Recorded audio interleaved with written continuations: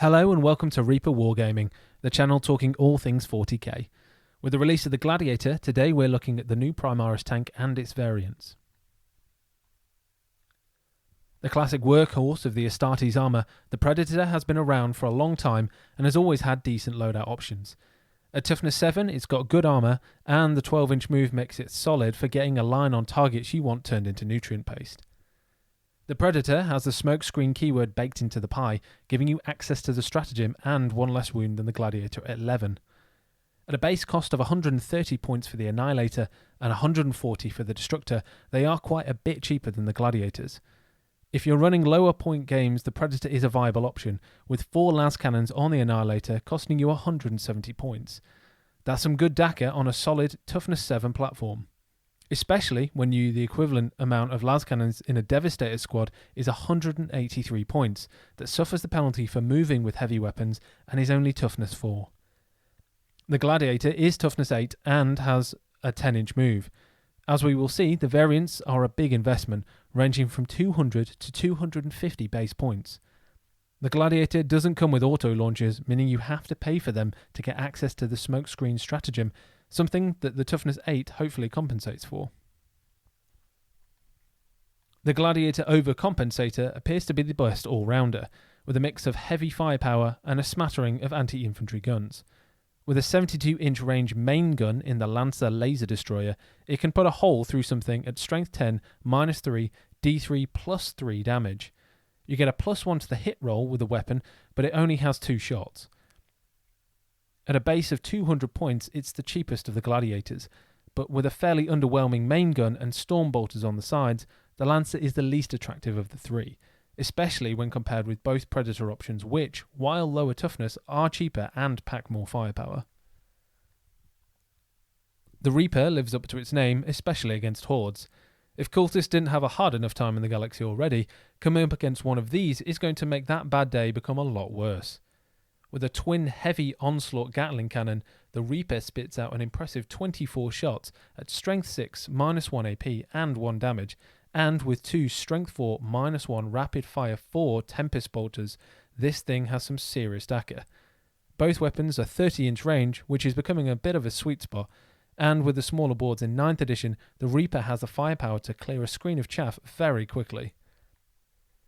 A strong alternative to the Baal Predator, the Reaper is relatively pricey at a base of 230 points, and against more elite armies will be less effective.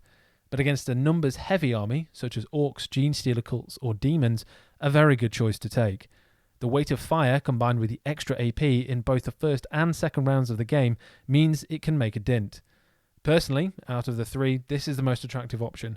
With the sheer number of shots at a good distance, it means you have this guy moving up and down the board in a support capacity, and even against tougher units, starts taking wounds or models off. I'm very interested to see how the Reaper fares against the enemies of the Imperium, and while 1 seems enough, 2 Reapers would put you as that guy, and in violation of the Rome Statute Article 7, 1I. The most heavily armed of the 3 Gladiators, the Valiant is also the shortest range version, with both weapons only 24 inches, meaning you're going to have to get pretty close to your enemy to have any real effect with this one. At a base of 250 points, the Valiant comes in with a twin las Talon that's heavy 4, strength 9, -3, D6 damage, and a multi-melter with the new heavy 2 loadout and updated melter rules. In order to make the multi-melter efficient means you'll have to be 12 inches away from your opponent, should tip you off that this isn't great. Being that close is asking to get charged, and an experienced opponent will have their armour somewhere outside of 24 inches from your Valiant and screened out by other units, making it hard to get that close.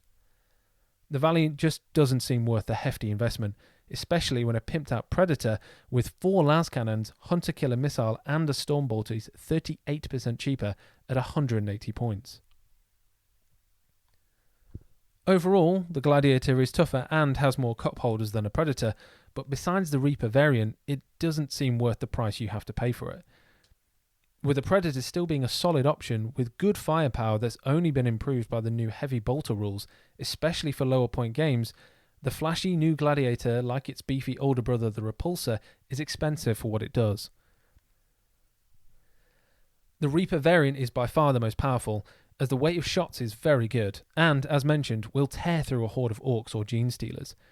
Its mid-range guns also make it ideal for an ability to hit units while remaining at a safe distance. The Lancer seems too ineffective for its points and feels like it wouldn't make the impact you need it to. While the Valiant is suitably powered up, its short range is its undoing, meaning you have to get close to your enemy in order to be efficient, risking being tied up and using those guns to shoot at a target of your enemy's choosing rather than your own.